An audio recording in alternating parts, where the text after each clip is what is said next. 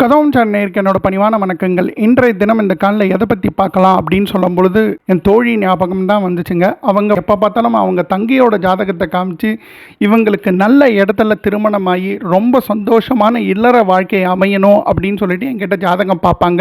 ஆனால் அவங்க ஜாதகத்தில் பார்த்திங்கன்னா கலத்திர தோஷம் இருக்கிறதுனால கால தாமதமான திருமணம் மற்றும் திருமணத்தில் ஏதாவது ஒரு சில தடைகள் ஏற்படும் அப்படின்றது இருக்குது. சொல்லும் பொழுது அவங்க ஏதாவது ஒரு உபாயம் இல்லைன்னா ஏதாவது ஒரு பரிகாரம், ஏதாவது மந்திர உபாயம் இருந்தால் சொல்லுங்கள், என் தங்கை நல்லபடியாக கல்யாணம் ஆகி சந்தோஷமாக இருக்கணும்னு அவங்க தாய் உள்ளத்தோடு கேட்டதுனால பல விஷயங்கள் ஆராய்ச்சி பண்ணி சைவ நெறியில் ஒரு உபாயம் இருந்தது, ஒரு மந்திர உபாயம் இருந்தது. அவங்க வைணவ நெறி பின்பற்றினாலும் சைவ நெறியில் இந்த உபாயம் இருக்குன்னு சொல்லி அந்த உபாயத்தை அவங்க பின்பற்றி அவங்களோட தங்கைக்கு சீக்கிரமாக திருமணம் நடந்து சந்தோஷமாக இருக்கணும்னு பிரார்த்திச்சு அந்த உபாயத்தை நம்மளோட உறவினர் எல்லார்களுக்கும் நம்மளுடைய நண்பர்கள் எல்லாருக்கும் போய் சேரணுன்றதுனால இந்த காணொலியை சொல்கிறேங்க.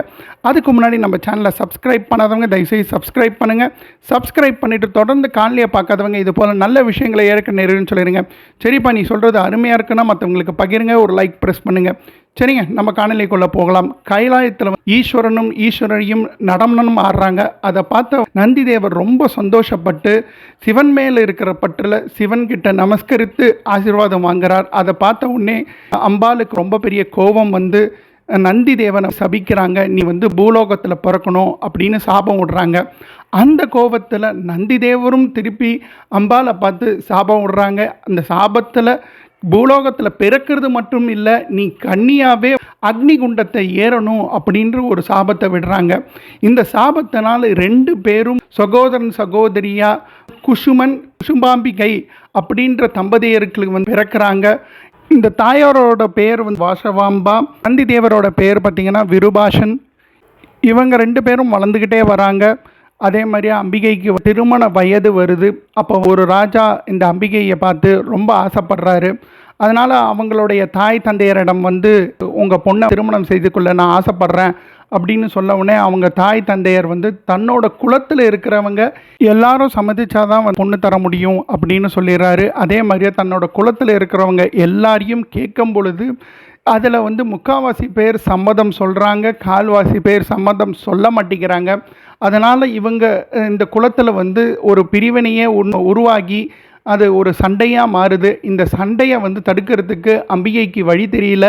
அதனால் அம்பிகை என்ன பண்ணுறாங்கன்னா அங்கே இருக்கக்கூடிய ஒரு கோவிலில் போய் அக்னி பிரவேசம் பண்ணி தன்னுடைய குலத்துடைய பேரை காப்பாற்றணும், தன் குலம் பிரியாமல் இருக்கணும்னு சொல்லி அந்த அக்னிக்குள்ளே நுழைஞ்சி அம்பிகை என்னவா மாறுறாங்கன்னு சொன்னோன்னா கன்னிகா பரமேஸ்வரியாக மாறுறாங்க. இந்த அம்பிகை பிறந்த தினம் என்னைக்கு அப்படின்னு பார்த்தீங்கன்னா சித்திரை மாதம் வளர்பிறை தசமி திதியில் பிறந்தாங்க. இந்த வளர்பிறை தசமி திதி அன்னைக்கு கன்னியாக இருக்கக்கூடிய எல்லா பெண்களும் நான் சொல்லக்கூடிய அம்பிகையோடைய காயத்ரி மந்திரத்தை 108 தடவை அந்த தினத்தில் சொல்லி வழிபாடு பண்ணும் பொழுது கண்டிப்பாக அந்த கன்னியாக இருக்கக்கூடிய பெண்களுக்கு திருமணம் நடக்கும். எதனால் அப்படின்னு பார்த்திங்கன்னா கன்னியாக இருந்து அவங்க தெய்வ நிலையை அடைஞ்சதுனால கன்னியாக இருக்கிறதுனால இருக்கக்கூடிய மன வருத்தங்கள் என்ன அப்படின்றது அந்த அம்பிகைக்கு கண்டிப்பாக தெரியும்ன்றதுனால அந்த அம்பிகையை பிரார்த்தனை பண்ணும்போது திருமணம் நிச்சயமாக நடக்கும். மனசால அந்த அம்பிகையை 108 தடவை அவங்க பிறந்த தினத்தன்னைக்கு பிரார்த்திக்கும் போது கண்டிப்பாக நடக்கும். இல்லை அந்த தினத்தை விட்டுட்டிங்கன்னா தினம்தோறும் ஒரு 48 நாள் 108 தடவை அந்த அம்பிகையை பிரார்த்திக்கும் போது கண்டிப்பாக எந்தெந்த கன்னி பெண்கள் திருமணம் ஆகணும்னு ஆசைப்படுறாங்களோ கண்டிப்பாக நடக்குங்க. இது சைவ நெறியில் சொல்லப்பட்டது. சரிங்க, அம்பிகையோடைய காயத்ரி மந்திரத்தை சொல்கிறேன், குறிச்சிக்கோங்க. ஓம் ஸ்ரீ வாசவாம்பிகாய் ச வித்மஹே குசுமபுத்ரி ச தீமஹி தன்னோ வாசவி பிரச்சோதயாத். ஓம் ஸ்ரீ வாசவாம்பிகாய் ச வித்மஹே குசுமபுத்ரி ச தீமஹி தன்னோ வாசவி பிரச்சோதயாத். ஓம் ஸ்ரீ வாசவாம்பிகாய் ச வித்மஹே குசுமபுத்ரி ச தீமஹி தன்னோ வாசவி பிரச்சோதயாத். இந்த மந்திரத்தை 108 தடவை அம்பிகை பிறந்த தினத்தன்னைக்கு உச்சாரணம் பண்ணும் பொழுது கண்டிப்பாக கன்னி பெண்களுக்கு திருமணம் நடக்கும்.